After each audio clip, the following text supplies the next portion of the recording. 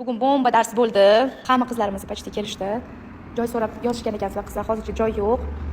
Administratorimga пока что на очередь сможете записаться dedi.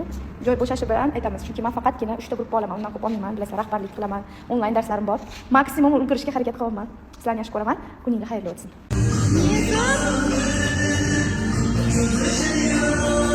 Oyoq uchilar.